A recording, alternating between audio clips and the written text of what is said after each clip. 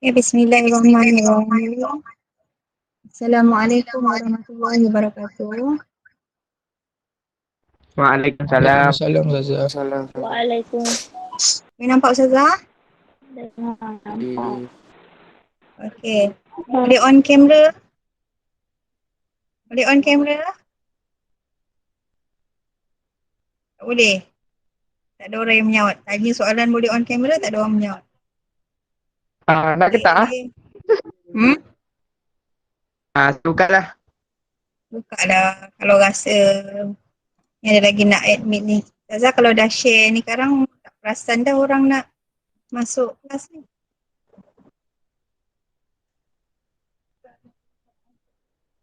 Tu dah. Tadi nak buat tak sempat. Yalah. Kita mula sekarang Kalau awak nampak ada kawan awak nak masuk ataupun dia bagi dalam grup, tapi Ustazah tak perasan, bagi tahu masa Ustazah tengah ngajar tu, sebab takut nanti Ustazah tak perasan, Ustazah tak admit dia tak boleh nak masuk kelas. Boleh? Boleh? Boleh. Okay, bagus. Okay, Ustazah nak share slide dulu. Tahu kan kita nak belajar apa hari ni? Tahu. Apa dia? Tahu. Ustazah lupa lah. Asas sosial Islam. Asas sosial Islam. Apa dia asas sistem sosial Islam ni? Mengamalkan adab dan etika berasaskan sistem sosial Islam. Okay. Itu dia punya apa? Dia punya standard kandungan. Okay. Awak dah baca belum? Ustazah share semalam dah baca ke belum?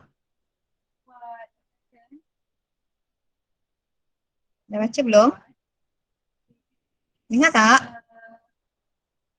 Dah baca. Dah baca. Faham Dah tak? baca. Faham. Faham. So, tak payah ulang lah, dah faham. Kita terus belajar yang form 5 lah.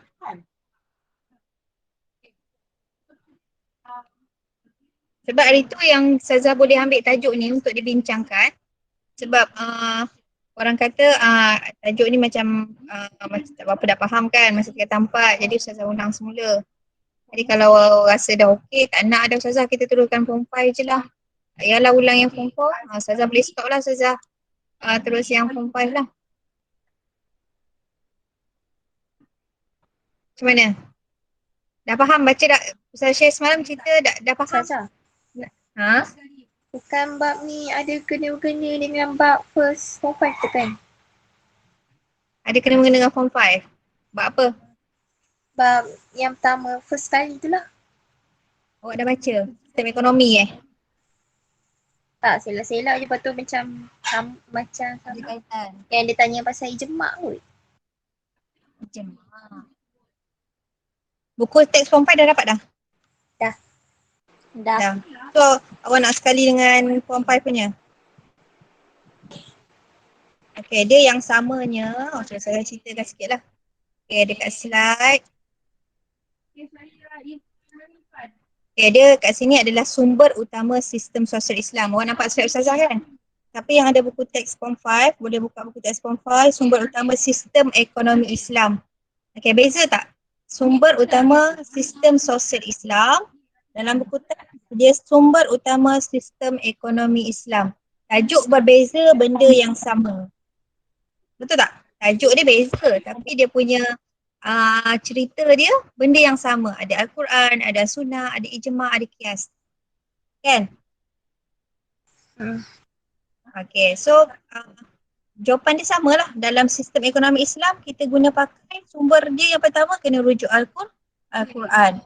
Kena rujuk yang kedua hadis. Yang ketiga kena rujuk Ijma' dan yang keempat Qiyas. Sama juga dalam sistem sosial Islam, pertama sekali kita kena rujuk Al-Quran. So dalam Al-Quran cerita macam mana? Macam mana kita nak bersosial, nak berhubungan antara manusia dengan manusia. Okay, kena rujuk Al-Quran. Al-Quran kena kata kena jaga batasan, kena jaga adab pergaulan, kena jaga tutur cara. Itu sama. Lepas tu yang kedua dia kata al-hadis ataupun al-sunnah. So kena rujuk lah. So kena ikut urutan. Okay? Kena ikut urutan dia. Tak boleh terus-terus kita nak ikut al-ijma', tak nak tengok Al-Quran pun tak boleh. So kalau dalam Al-Quran tak ada ceritakan macam mana dalam sistem ekonomi. Okey, saya masuk sikit ekonomi. Dalam Islam tak bagi tahu macam mana nak berjual beli dalam Islam. Okey, baru kita cakap tengok rujuk hadis. Tapi dalam Islam memang ceritakan bahawa dalam berjual beli ni ada dia punya syarat-syarat dia. Okey, ada perkara-perkara yang perlu kita elakkan ketika berjual beli seperti riba, gharar dan sebagainya. So benda tu kena ikut. So lepas tu ada satu bab ada masalah kita rujuk pula. Ada dalam Al-Quran. So kena rujuk. Yang kedua adalah Al-Sunnah ataupun Al-Hadis. Kemudian ketiga ijma'. Ijma' ni pendapat para ulama. Dan seterusnya Al-Qiyas lah. Samalah dia punya sumber tu sama. Okay, so dalam soalan kalau keluar senang lah. Sumber ekonomi dengan sumber sosial Islam benda yang sama. Hafal satu je boleh jawab untuk dua soalan. Okay. Ada orang tak kat sana lagi tu? Ada orang tak ke saya cakap seorang? Ya. Ada lagi. Ada lagi. Atira nak masuk. Atira nak masuk. Tak ada. Cuba suruh dia masuk lagi sekali. Sebab tak ada maksudnya saya tak nampak ada macam orang nak suruh admit masuk. Sekejap. Sebab takut tadi masa tu saya tengah bercakap kan.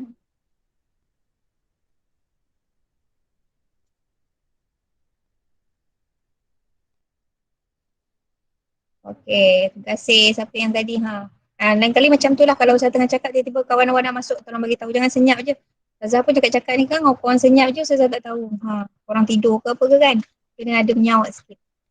Nak selamatkan Ustazah kena tanya lah kan. Barulah korang tak tidur tak ada cakap seorang-seorang. Okey. Boleh kita teruskan? Okey kita teruskan. Ustazah ulang balik sekali imbas lah. Okey dalam bab asas sistem sosial Islam ni di dalam pelajaran 9, okey kat sini standard pembelajaran dia, pelajar kena tahu apa konsep sistem sosial Islam. Kedua, pelajar kena tahu menerangkan sebab dan etika berdasarkan sistem sosial Islam. Sebab dan etika berdasarkan sistem sosial Islam. Yang ketiga, menghuraikan aplikasi hak asasi manusia sebagai adab dan etika berdasarkan sistem sosial Islam. Okey, yang keempat, menilai keistimewaan sistem sosial Islam dan kepentingan melaksanakannya dalam kehidupan. Dan yang kelima, mencadangkan tindakan yang sesuai dilaksanakan bagi merealisasikan sistem sosial Islam dalam kehidupan. Kamu dengar jelas ke dengar macam apa? Bising? Jelas. Kat sini macam banyak. Kat sini macam banyak kelas. Takut kamu dengar macam banyak-banyak suara. Boleh dengar betul? Ustazah dengan jelas? Dengar bunyi noise sangat? Dengar noise ke tak? Dengar macam bising-bising dekat belakang bising ke tak? Tak bising saja. Tak terganggu? Tak terganggu okey. Kalau tak terganggu okey lah. Takut macam terganggu.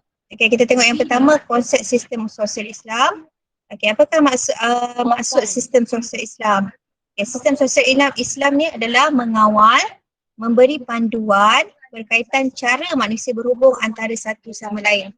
So kenapa perlu ada sistem sosial Islam? Okey, kerana nak mengawal kita, nak bagi panduan kepada kita cara kita nak berkait ataupun berhubung sesama manusia. Itu maksudnya sistem sosial Islam. So kalau tak ada sistem sosial Islam ni, tak di-highlight kan, maka kita pun tak tahu betul tak perbuatan kita ini. Jadi adanya ni kita jadi alert lah. Okey, dalam Islam ni dibenarkan, dalam Islam ini diharamkan. Sebab tu adanya sistem sosial Islam. Jelas tak ada konsep sistem sosial Islam? Jelas? Jelas. So, apa yang perlu awak ingat kat sini? Apa yang perlu awak hafal? Apa perkataan yang perlu awak ingat? Apa kata kunci dia kat sini? Apa dia?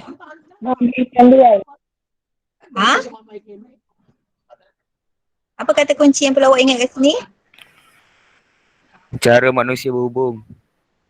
Okey, perkataan pertama awak kena ingat adalah mengawal. Okay. Mengawal. Awak boleh nampak ke Ustazah highlight ni? Mengawal dan memberi panduan. Okay, Ustazah ni lah mengawal dan memberi panduan. Okey, ni yang pertama, kata kunci yang pertama. Nampak kan? Okey, kemudian kata kunci yang kedua berkaitan cara hubung manusia. Kalau ikutkan dalam ni sebenarnya Ustazah dah buat dah tanda palang-palang tu. Ini yang pertama, ni yang kedua antara sesama manusia. Mesti 3 perkara ni ada. Satu, okey. Satu ni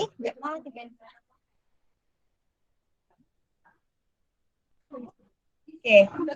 Mesti ada 3 perkara ni. Kalau tak dapat 3 perkara ni tak boleh dapat markah penuh 2. Biasanya kalau dekat maksud ni markah penuh dia adalah 2 markah. Okey? Okey, kemudian kita pergi kepada tadi Ustazah dah terang dah sikit siapa tanya tadi. Okey, tentang sumber utama sistem sosial Islam. Apa itu sumber utama? Sumber utama ni adalah sumber rujukan. Okey, apa sumber rujukan dalam sistem sosial Islam? Okey, kalau soalan tu kena tanya, sumber utamanya adalah sumber rujukan. Sekejap Ustazah cari. Ni ham. Sumber utama adalah sumber rujukan. Ustazah dah terang sikit tadi sumber rujukan pertama. Kalau awak tak faham sumber utama ni awak faham bahawa dia adalah sumber rujukan. Okey? Sumber rujukan yang pertama adalah Al-Quran, kemudian As-Sunnah, Ijma' dan juga Al-Qiyas. Tak nak? Nak conteng-conteng. Kalau basah ni tak boleh conteng.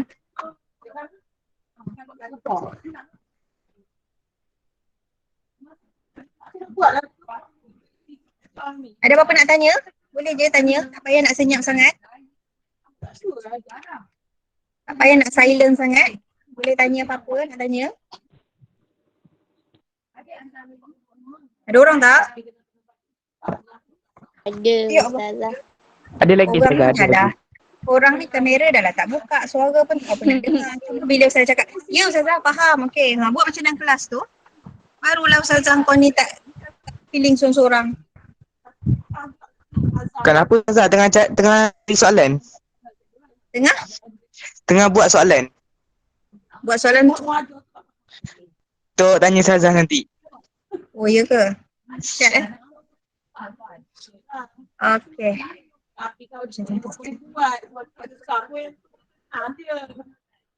Kalau Ustazah buat present dia boleh jadi tajam. File.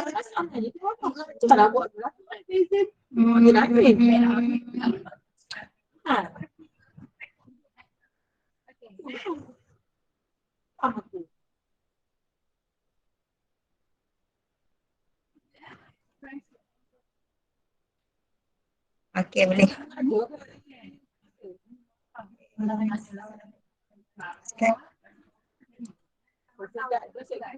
Slideshow from the current slide. Saya nak daripada sini. Ya, from the current slide. Okey, boleh nampak Dah macam mana pula nak padam ni?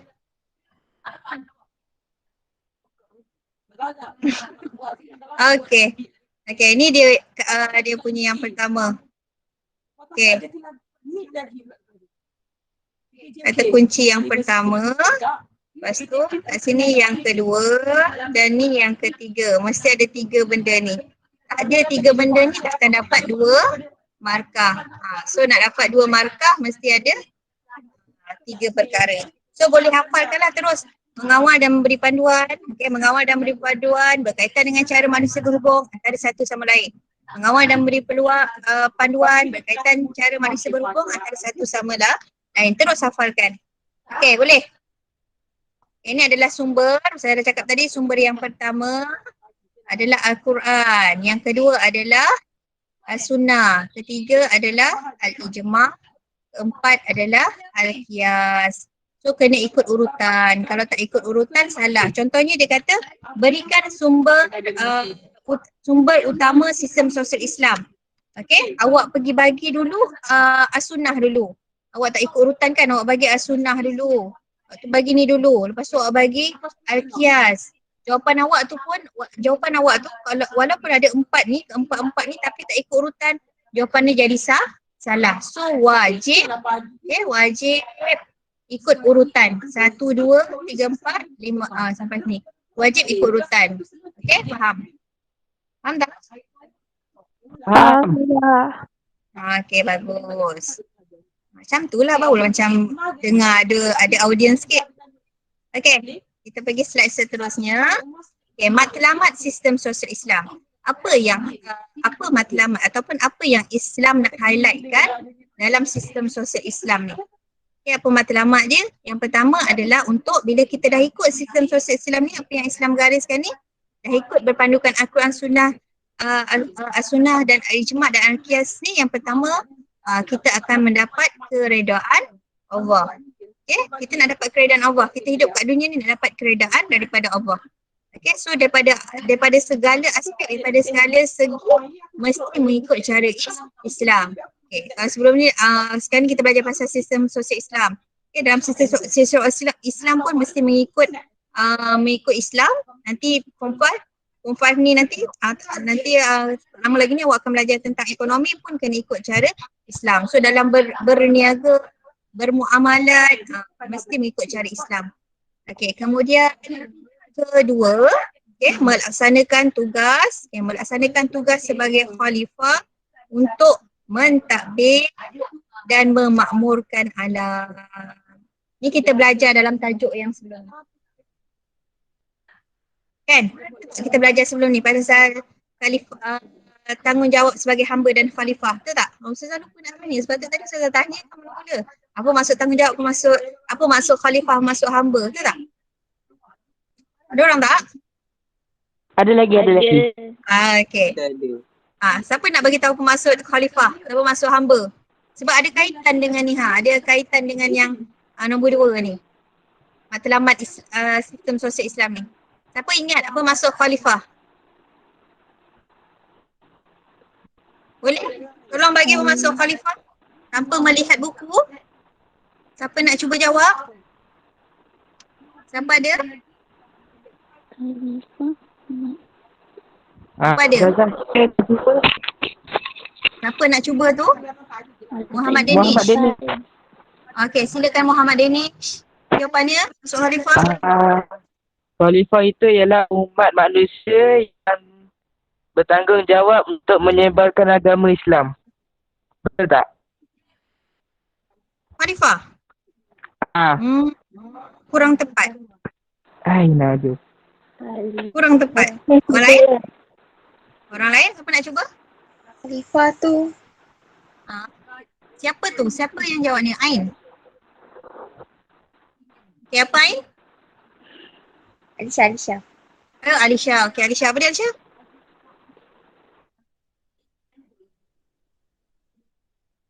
Apa dia? Dia senyap pula dah. Apa dia Alisha? Pemimpin lah. Pemimpin. Okay, khalifah tu dia macam kita semua khalifah ni yang wajib ke tak tahulah, tapi kena menyebarkan agama Islam, berdakwah lah macam tu. Okey, tengok mana tu 2 orang jawab jawapan yang sama. Padahal kita belajar dah, kita bincang dah tajuk ni minggu lepas. Ustazah dah cerita dah maksud khalifah. Okey, siapa nak try pula? Ain? Ain apa Ain? Pemimpin juga. Dia macam pemimpin. Okey, pemimpin. Yelah, khalifah ni pemimpin lah. Tapi kalau dalam teksa, dalam kertas soalan dia tanya, apakah maksud khalifah? Okey, ataupun beri perbezaan antara hamba dan khalifah. Macam mana korang nak jawab? Hamba tu hamba, khalifah tu pemimpin. Macam tu je. Kalau macam saya rasa saya boleh bagi markah. Ada markah. Ada markah kalau dalam skema jawapan. Kalau dari segi maksud kita faham, memang betul khalifah tu pemimpin. Tapi kalau macam nak jawab exam, jawapan tu tidak diterima. Tapi kalau dari segi penerangan, okey, apa itu khalifah? Kamu memang boleh jawab pemimpin. Tapi kalau ikutkan khalifah ni ada dia punya justifikasi maksud dia dalam buku teks. Dan kita tak boleh buat maksud tu secara sendiri. Maksud tu kena buat ikut berpandukan buku teks. Okey, kalau awak nak tengok rujuk. Apa dia? Nak jawab. Siapa nak jawab? Ain. Ain, okey sila Ain. Yang kawan-kawan lain tolong alert lah. Manusia wajib mentadbir bumi, mentadbir dan memakmurkan bumi mengikut berlandaskan syariat. Ya, betul Ain. Bagus Ain. Terima kasih Ain. Padahal kat sini Ustazah dah gariskan dah. Betul tak? Khalifah untuk mentadbir dan memakmurkan alam. Tapi dekat dalam tu bumi lah. Alam tu bumi sama je lah. Dah ada dah Ustazah highlightkan kat sini. Ustazah padam balik Khalifah untuk mentadbir dan memakmurkan alam. Awak tambah sikit je. Selari dengan kehendak syariat. Ingat maksud ni. Tolong ingatkan khalifah ni. Okay? Ni khalifah ni maksud dia daripada sini. Untuk mentadbir dan memakmurkan. Untuk mentadbir dan memakmurkan alam. Tambah sikit lagi. Selari dengan kehendak syariat.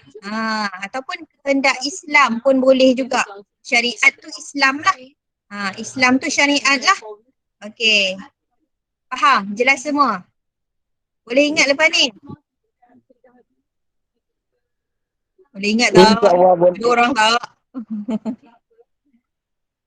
Yang Ustazah dengar respon ni orang yang sama je. Danish. Lepas tu yang jawab tu pun Ain, Aisyah. Mana orang lain lah? Manalah si Aizat ni, manalah si Darwish ni, manalah Danish Zikri ni, manalah si Hanis, manalah Farhani, manalah Aina, mana Nur Ain, Safwan, Syahbaria, Sufi Sofia, di manakah kamu? Kami kalau sebut semua nama. Ada Ustazah, ada. Ada kan? Ada tapi macam tak ada. Okey. Dah teruskan matlamat yang kedua. Khalifah tu mana? Korang kan, mana yang dah bincang-bincang ni hafalkan terus. Tak payah nak tunggu sampai last minute. Hafalkan, diingatkan. Faham ke tak faham? Ustazah akan tasmik bila-bila masa saja. Siapa-siapa saja je kalau sebelum kelas tu Ustazah akan tasmik. Kalau tak dapat tu maksudnya dia tak buat persediaan lagi lah. Okay, setakat ni dah 2 bab dah. Yang ni dah masuk 3 bab dah. Yang form 4 harap betul-betul hafal lah. Janganlah senang-senang je. Kan? Duduk rumah tu memanglah seronok belajar. Datang sekolah. Tapi kena. Awak ingat tahun ni awak SPM. Tahun ni SPM. Tak mungkin, tak tahulah korang tertangguh macam yang tahun lepas ke tak. Tapi anggap tahun ni korang SPM. Jadi kena berusaha, jangan leka. Okay, yang ketiga, melaksanakan hak. Melaksanakan hak dan tanggungjawab dengan sebaik-baiknya. Okay, so bila kita tahu sistem sosial Islam ni kita kena buat sesuatu. Okay, kita tak boleh sewenang-wenangnya dalam kehidupan kita ni. Kita akan melaksanakan tanggungjawab kita dengan sebaik-baiknya. Contohnya, tanggungjawab. Setiap orang ni ada tanggungjawab masing-masing. Kalau macam murid, macam kamu ni, apa tanggungjawab seorang murid? Apa tanggungjawab sebagai seorang murid? Belajar. So, kita kena tunaikan tanggungjawab belajar kita. Okey, tanggungjawab tu kepada siapa? Mak ayah kita, betul tak? So kita kena jalankan. So sekarang ni, maksudnya murid tu sosial dia dengan ayah dia, dengan guru dia, dengan orang sekitar dia ada tanggungjawab pada orang sekitarnya. Itu dia nama kita kena jalankan tanggungjawab kita sebaik mungkin. Okey, yang keempat, mencapai kesejahteraan dan keharmonian hidup di dunia dan akhirat. Dan last sekali, bila kita buat sistem sosial Islam ni berlandaskan syariat Islam, sudah tentulah kita akan mencapai keharmonian hidup kita di dunia dan akhirat. So matlamat ni kalau boleh ingatlah 2. Ingat 2 pun okey dah. Nak ingat lebih lagi bagus. So mana yang mudah? Mana mudah? Nombor 1 ni mudah kan? Ingat nombor 1 ni. 1 ni mudah. Lepas tu ni ada kaitan dengan khalifah. So dah ada kena mengena dengan tajuk khalifah. Hamba dan khalifah. So ni awak boleh ingat. Kalau nak ingat lebih lagi bagus. Terus ingatkan sistem sosial Islam ni apa dia. Okay, boleh kita teruskan kelas? Silakan Ustazah. Okay, bagus. Boleh. Alhamdulillah, ada yang respon. Okay. Adab dan etika berdasarkan sistem sosial Islam. Okay, pertama sekali kat sini kita kena tahu apa maksud adab dan etika. Hari tu masa kelas dulu saya rasa macam kita dah macam bahaskan dah adab tu apa, etika tu ada. Dalam teks tingkatan 4 pun ada, nanti awak boleh rujuk lah dalam buku teks digital sebab kamu dah pulangkan buku. Ustazah baca sikit, adab ini tingkah laku yang sopan, berbudi bahasa, berkerti yang halus dan mulia, itu adab. Okay, kalau etika, prinsip moral ataupun nilai akhlak yang menjadi pegangan suatu individu atau sesuatu kumpulan manusia. Okay, lebih kurang sama tapi adab ni lebih digunakan kepada orang Islam. Etika ni lebih digunakan kepada orang bukan Islam. Etika, dia mengamalkan etika-etika yang baik dalam kehidupan dia. Etika etika berhubungan, etika dalam makan. Okay, dia ada etika-etika dia. Okay. So, adab dan etika berdasarkan sistem sosial Islam ini mestilah yang pertama berpandukan Al-Quran dan Sunnah. Okay?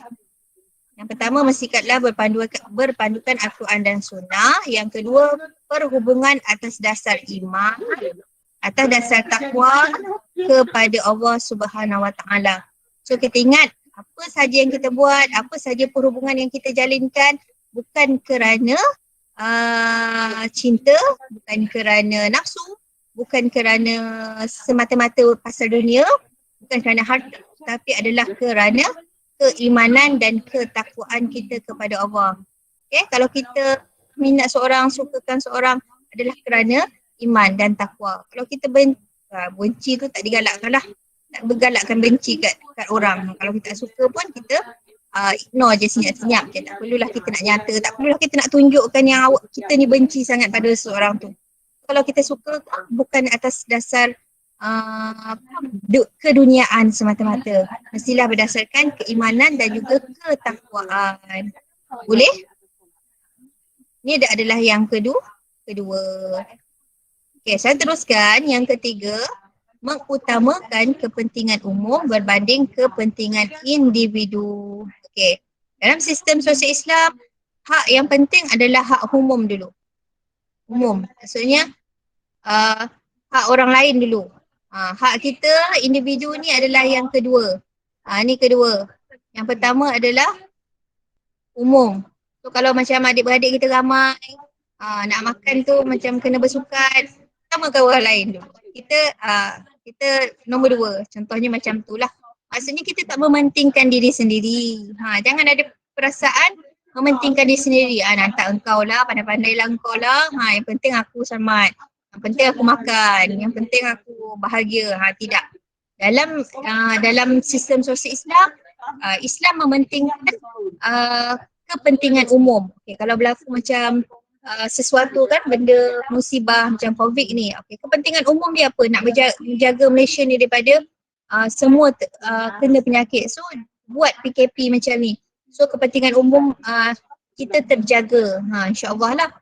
Daripada kepentingan individu. Kalau ikutkan orang ni perlukan pekerjaan, nak pergi bekerja, nak cari pendapatan.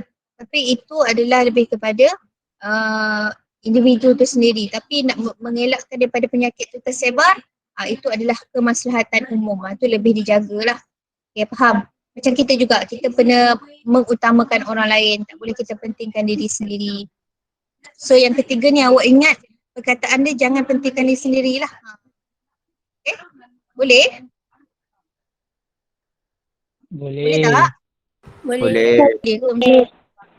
Saya dah mengantuk je. Ada apa-apa nak tanya setakat ni? Ada apa-apa nak tanya? Tak ada. Tak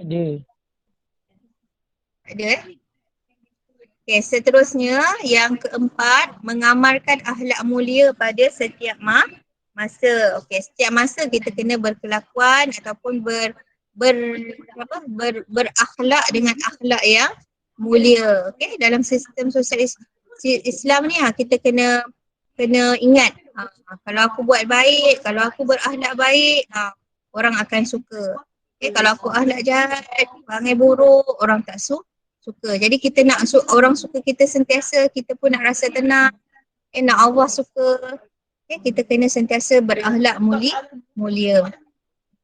Yang kelima, menghormati keperbagaian budaya dan adat resam. Kita tahu kita ni ada banyak budaya, banyak adat resam yang ada di Malaysia ni. Jadi kita kena menghormati antara satu sama lain. Tak boleh kita menghina dia punya adat resam, budaya. Sebab apa? Untuk mengelakkan berlaku pergaduhan. Kalau dah berlaku macam tu, dah berlaku pergaduhan, agaknya sistem sosial kita ni macam mana? Perhubungan kita dengan bangsa lain macam mana? Dengan agama lain macam mana? Hancur. Hancur, rosak. Jadi tak tercapailah matlamat sistem sosial Islam tadi. Kan? Jadi kena jaga semua tu. Itulah adab-adab yang perlu kita jaga. So ingatlah benda-benda ni. Okay, nombor 1, nombor 2, 3, 4, 5 kena ingat. So yang ni nak ingat berapa Ustazah?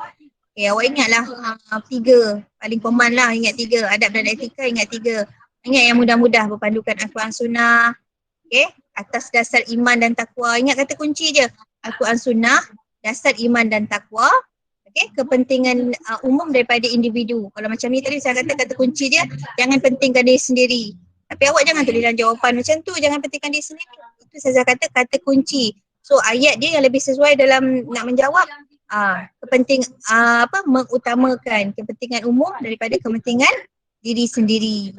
Kalau nak tambah lagi saya macam takutlah kalau ditanya lebih hafal semua, silakan, tak ada masalah. Lagi bagus, betul tak? Betul? Diorang? Lepas daripada ni saya tak nak cakap lah, korang lah pula cakap. Saya nak korang present, Ustazah dengar. Kalau betul, betul, Ustazah proceed. Boleh?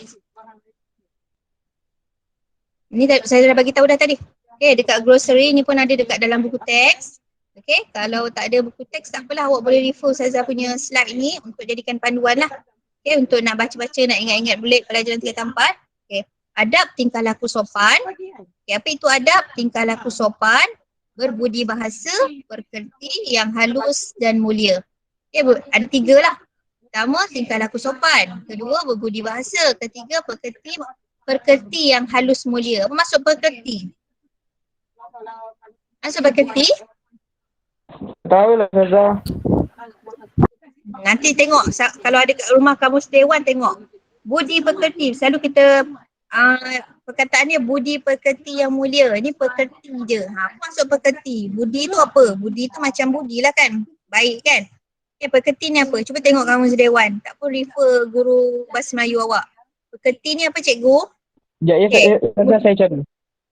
Oh, sekarang nak cari. Lambatlah kelas kita habis. Nani nak cari sekarang? Tak apa, awak teruskan cari. Ustazah cerita pasal etika ni. Etika prinsip moral ataupun nilai-nilai akhlak yang menjadi pegangan seseorang individu atau suatu kumpulan manusia. Itu prinsip moral. Ustazah dah cerita dah tadi. Etika ni lebih kepada orang bukan Islam. Sebab dia, sebab kita biasa dengan adab, perkataan adab kan. Dalam buku teks awak, pelajaran pendidikan Islam pun banyak cerita ada satu tajuk khas tentang adab kan. Kita tak belajar tajuk etika, kita belajar tajuk adab. Jadi adab ni sinonim dengan orang Islam. Tapi kalau orang bukan Islam dia tak belajar, dia dalam tajuk etika lah, lebih kepada etika. Etika ataupun nilai-nilai murni. Contohnya ni prinsip moral dan nilai-nilai akhlak yang menjadi pegangan seseorang individu atau satu kumpulan manusia. So setiap orang tu ada etika dia. Ada dia punya, kadang-kadang dalam satu agama tu ada etika dia. Ada prinsip-prinsip nilai-nilai yang patut dipatuhi ataupun patut ditinggalkan. Boleh? Dia pun kena ingat jugalah ni, adab dan etika ni kena hafal jugalah.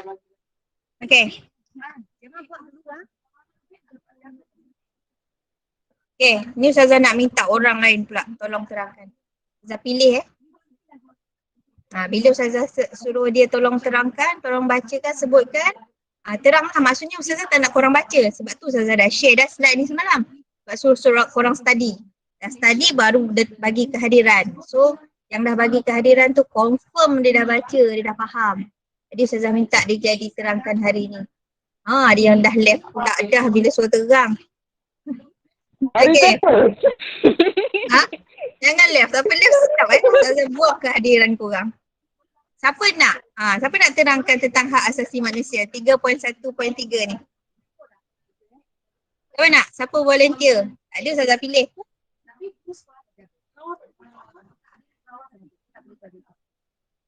Apa cik? Kejap Ustazah nak gosip. Apa dia cik?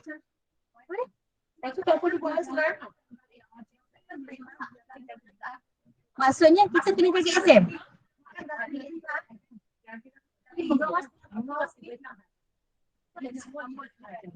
Astagfirullahaladzim.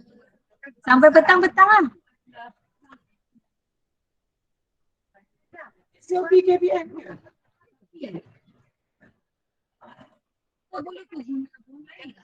So sekarang ni tak kisahlah berapa orang dalam sekolah tu, tak dilimitkan dalam.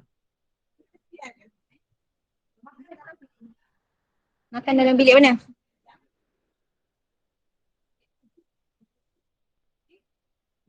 Okey, ada tak? Ada tak yang nak present? Saya pilih lah. Memang tak ada lah sampai subuh esok. Tak ada. Saya pilih. Saya nak yang paling senyap sekali. Saya nak Safwan ada? Safwan? Dia Ustazah. Allah. Yeay, Alhamdulillah Safwan ada. Safwan, tolong Safwan. Saya penat lah. Nak terangkan macam mana Ustazah? Awak terang awak baca lepas tu awak terangkan. Macam mana saya terangkan tadi? Kalau salah saya betulkan. Kalau tak salah tu, kalau saya tak tegur tu, proceed je lah. Tapi saya tak nak baca je. Baca, dia orang pun boleh baca kan. Baca dulu, lepas tu awak terangkan. Maksud hak asasi manusia, hak-hak asas yang diperlukan oleh setiap manusia untuk menjalani kehidupan yang sejahtera.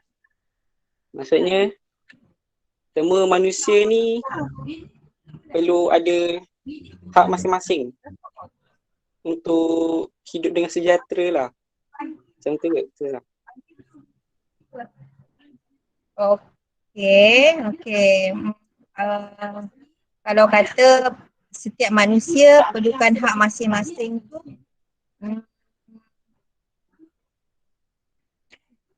kurang tepat sebenarnya. Okey, sepatutnya maksudnya poin dia kat sini hak asas. Maksudnya awak kena nyatakan, yang awak kena faham kat sini adalah hak asasi manusia ni.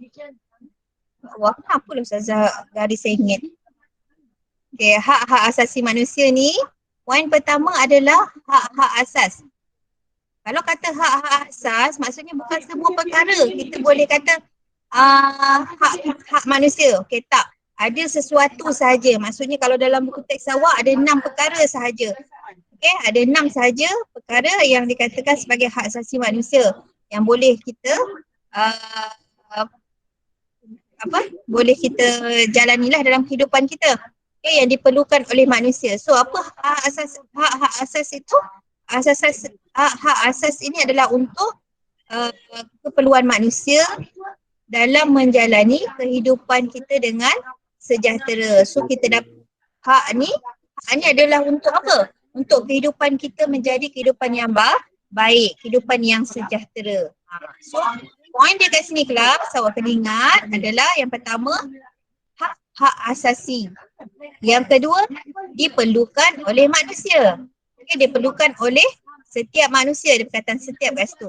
Hak-hak asas yang diperlukan oleh setiap manusia untuk apa? Untuk menjalani kehidupan yang macam mana? Kehidupan yang sejahtera. So awak kena ingat 3 perkara, 3 poin kat situ. Okay, hafalkan terus. Hak-hak asas yang diperlukan oleh setiap manusia, okay, untuk apa? Untuk mendapat kehidupan yang sejahtera. Okey. Itu hak manusia. Terima kasih Safwan. Okey, apa dia hak asas tu? Boleh refer kalau ada buku teks buku set 92. Okey, kalau tak ada boleh tengok buku teks digital ataupun tengok slide Ustazah ni je.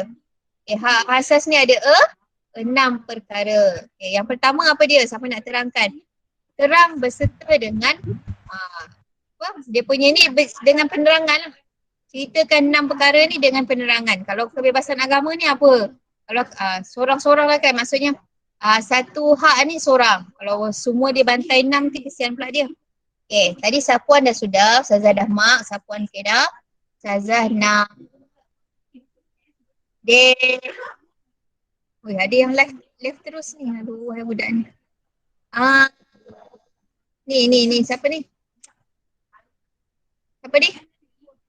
Syak ni siapa Syak? S-Y-A-X. Syahiran.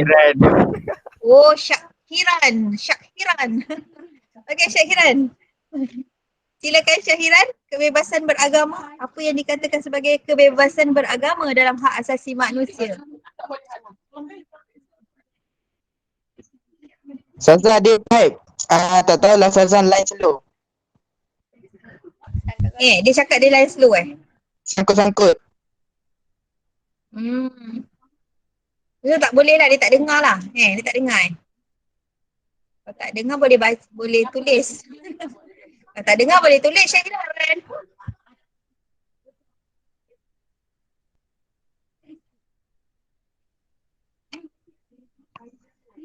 Syahiran tak dapat. Khairul Ali Imran ni siapa? Lepas tu dia tak ada, dia keluar. Khairul Ali Imran ni siapa? Ada budak kita nama. Dah left lah. Ada Nin lah. Ramainya left pula. Ya, saya. Ada Nin. Ha, Apa itu kebebasan beragama? kebebasan beragama tu setiap manusia boleh memilih agama apa yang dia nak pegang. Contoh macam kita dilahirkan memegang agama Islam. Jadi kita kena hidup dalam agama Islam. Ada juga yang pergi ke agama lain. Tu dikira murtad lah. Kan? Okey, apa pandangan awak? Orang yang beragama Islam asalnya tapi keluar daripada agama Islam. Adakah itu boleh dikatakan, dia kata itu kebebasan beragama. Bolehkah itu dianggap kebebasan beragama kepada orang Islam? Dari segi undang-undang tu dianggap macam hak lah bagi diorang, tapi dalam agama Islam tak dibenarkan. Betul, bagus jawapan kamu.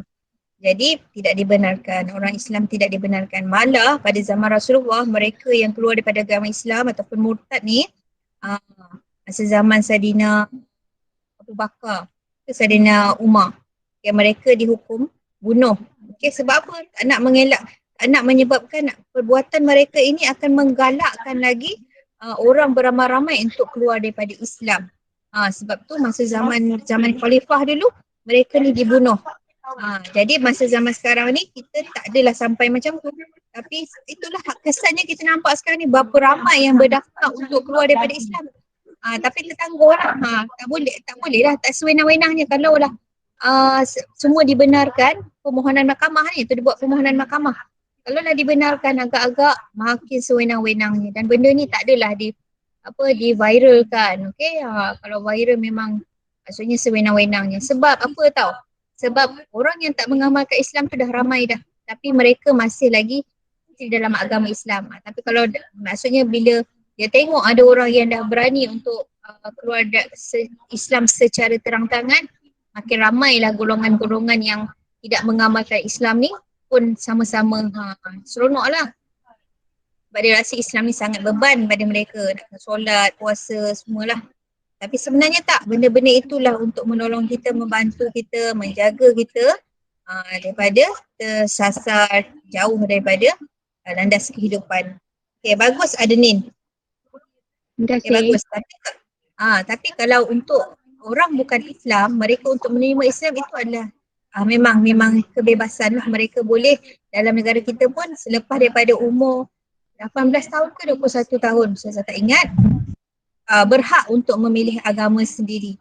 Tapi kalau setakat umur macam belum bawah umur ni, mereka mesti mengikut agama asal apa yang mereka lahir. Maksudnya mereka dilahir dengan agama apa, contohnya agama Hindu ataupun Buddha kan. Jadi mereka kena follow sampailah umur mereka, itulah saya tak ingat 18 ke 21 tahun, baru mereka boleh memilih sendiri. Tak ada siapa-siapa tahu. Boleh share? Kalau ikut undang-undang umur 18 diorang bebas lah nak agama apa. 18. Itulah saya ingat macam 18 tapi saya takut tersilap. 21 tu mengundi kan. Ya, 21 mengundi tapi ni pun dia kata mengundi ni nak di awalkan lagi. Budak-budak sekolah pun dah boleh mengundi dah. Entah apa dia nak undi pun dia tak tahulah. Yang dia tahu main PUBG je. Ya. Okay.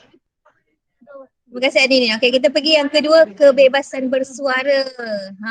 So dalam hak asasi manusia ni yang kedua adalah kebebasan bersuara. Selalu kita cakap orang apa lantang untuk bersuara kan. Jadi itu adalah satu kebebasan. Siapa nak ceritakan sikit pasal benda ni? Hazana. Hazani ada? Lama tak dengar suara Hazani. Cing. Nampak sangat marah tu. Tapi ni tak dengar betul-betul lagi, nanti nak dengar. Ya Allah. Hai. Kena ulang sekali. Cik pergi meeting ke tadi? Habis tu dapat tahu mana ni? Oh, pengetua dah tahu dah.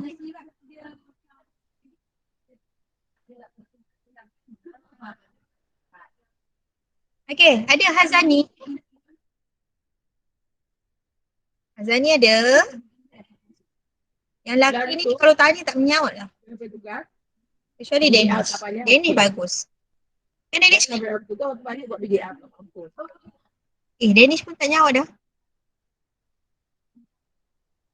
Tidur ke semua? Jangan! Ha? Gambar. So, dia bangun. Mana? Habis kelas lah, tutup lah classmate. Malah korang tak menjawab.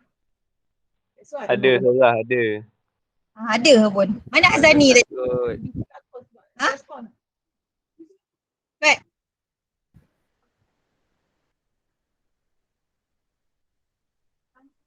Korang ramai ni tapi menjawab ni tak ramai. Azani ada. Azani buat apa, tidur ke?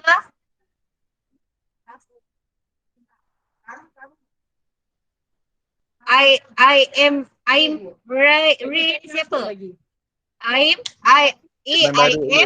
Aiman baru.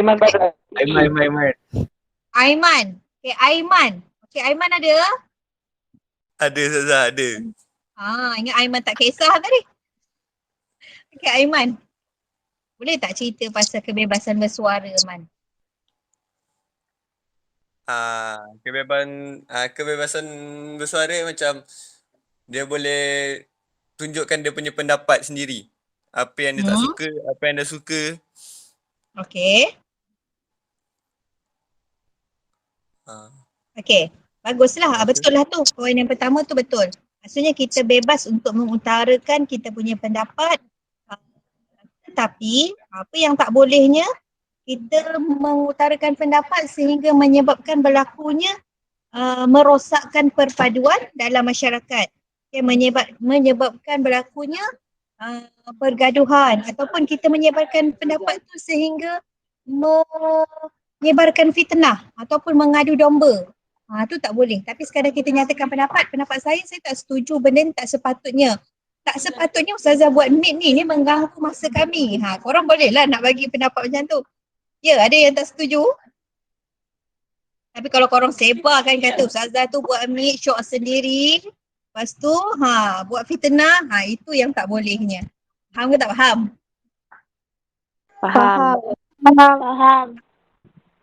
Faham. Cubalah korang on je mic tu. Tak bising kan? Korang tak bercakap tak bising kan? Kalau korang off macam tak dengar apa-apa. Macam senyap. Tak apa. Rumah korang bising ke tengah bertukang ke, tengah apa ke, tak kan? Cuba on je mic tu. So at least ada jawapan bila tanya tu betul ke apa ke. Kipas ada turbo sangat, bising sangat, laju sangat. Ya. Cuba Saya ramai orang Sarah. Cuba onkan mic semua. Orang man. Cuba dulu, cuba. Kalau Ustazah rasa bising kan saya kata tutup. Sekarang Ustazah minta semua onkan mic.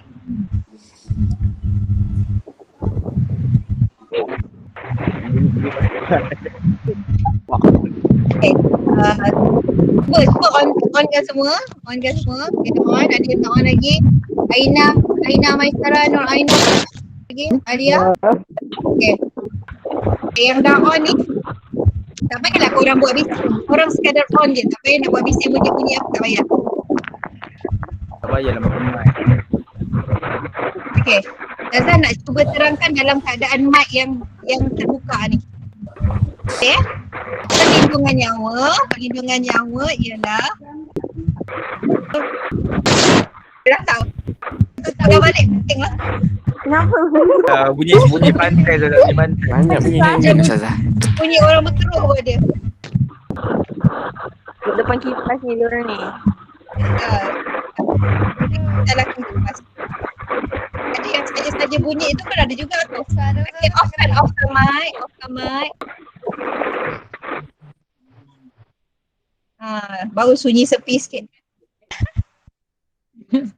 Tak boleh lah macam tu kan. Tapi tolonglah bila nama disebut tu tolonglah kan bagi respon. Okay, perlindungan nyawa. Kebebasan bersuara dah. Okay, perlindungan nyawa. Okay, kalau masa dah habis tolong bagi tahu 10 minit lagi. Okay, kita habiskan pasal hak asasi manusia yang keistimewaan kepentingan sistem sosial Islam tu. Saya dah share slide, awak boleh baca, kalau tak faham boleh tanya. Okay, perlindungan nyawa, saya teruskan. Okay, perlindungan nyawa, Islam meletakkan nyawa manusia sebagai sesuatu yang sangat berharga. Okay, Islam telah letakkan nyawa ni ada satu perkara yang sangat berharga. Okay, kenapalah bulat dia tak ikut? Susah juga pakai pen ni. Okay. Sorry. Astaghfirullahalazim. Tak payah. Okay, kebebasan nyawa. Okay, Islam meletakkan nyawa manusia sebagai sesuatu yang sangat berharga. Okay. Nyawa setiap daripada kita ni menurut agama Islam, okay, sangat berharga. Sebab tu kita tak digalakkan ataupun kita dilarang, dilarang, okay, oleh agama kita tindakan membunuh diri ataupun mencederakan diri. Pelaksanaan undang-undang Islam bertujuan untuk menegakkan keadilan dan melindungi nyawa manusia. Kita diharamkan untuk membunuh diri, mencederakan diri dan mencederakan orang lain. Islam larang benda tu. Sebab nyawa ni adalah suatu benda yang sangat-sangat berharga. Faham ya? Boleh faham? Okay, yang keempat, keharmonian diri. Kehormatan diri. Astagfirullahaladzim. Banyak gangguan dah kat sini bising. Okay, kehormatan diri. Okay, apa maksud kehormatan diri? Islam mewajibkan manusia memelihara kehormatan diri agar apa? Agar kita tidak dipandang hina oleh orang lain. Okay, bila kita tak jaga maruah diri kita, sewenang-wenangnya diri kita ini akan dihina oleh orang lain. Contohnya macam kita kan sekarang ni kan sibuk TikTok kan, menarilah, berjogetlah kan. Lepas tu dia upload, dia tunjukkan. Nampak macam apa? Nampak macam apa orang kata ikut trend, tapi sebenarnya benda tu agak malu lah kan. Bila kita dah tua nanti tengok mesti lagi malu. Ya Allah, aku dulu muda macam ni, terkinja-kinja macam monyet. Mesti malu. So kita kena ingat, masa kita sakit nanti kita tengok balik benda tu, masa kita dah tua, contohnya masa kita dah dah ni lah, tak ni, mesti kita tengok benda tu memalukan diri. So kita kena ingat, kita bukan hidup setakat hari ni, kita nak hidup dalam masa yang panjang. Dan kalaulah nyawa kita tak panjang, macam mana benda tu nak dihilangkan dalam kita punya laman sosial. Kalau orang sebar-sebarkan, selagi itulah dia akan membekalkan pahala, tak apa, dia membekalkan dosa kita di alam barzah tu nanti. Jadi kena ingat, nak upload apa-apa, nak buat apa-apa, kena ingat. Dia tu membuatkan diri kita ni dihina tak selama-lamanya. Ni jangan sampai kita dah tak ada pun nanti diri kita masih diperkatakan. Tu tak baik, tak boleh lah. Okey, yang kedua dia kata masyarakat Islam perlu menghindar perbuatan yang boleh mencemarkan maruah diri. Apa di antara perkara yang boleh mencemarkan maruah diri? Apa dia kelas? Perkara yang boleh mencemarkan maruah diri. Apa dia? Zina, pergaulan bebas dan sebagainya. Okay, zina. Zina ni menyebabkan maruah diri kita tercemar kan. merosakkan diri maruah diri kita. Pergaulan bebas, pergaulan bebas ni macam hubungan sama berlainan jantina, tidak ada batasannya. Okey. Seterusnya adalah pemilikan harta. So dalam hak asasi manusia ni, pemilikan harta juga adalah satu kebebasan. Okey, Islam menganjurkan agar manusia berusaha meningkatkan taraf hidup dan mencari rezeki yang halal. Okey, kita perlu meningkatkan taraf kehidupan kita. Islam menggalakkan kita meningkatkan taraf kehidupan kita supaya kehidupan kita lebih baik, dan kita mesti ingat dalam meningkatkan taraf kehidupan, mencari harta ni, harta yang kita cari itu mestilah rezeki yang halal. Tak boleh kita sibuk nak mengumpulkan harta, mencari rezeki tapi rezeki kita itu tidak halal. Jadi tak berkatlah kehidupan kita, walaupun kita kaya tapi daripada sumber yang haram tak berkat. Jadi kita perlu menjagalah perkara tersebut, mencari harta yang halal. Harta yang diperolehi hendaklah digunakan dengan menyara keperluan hidup seharian dan membantu golongan yang memerlukan. Ini kita kena ingat.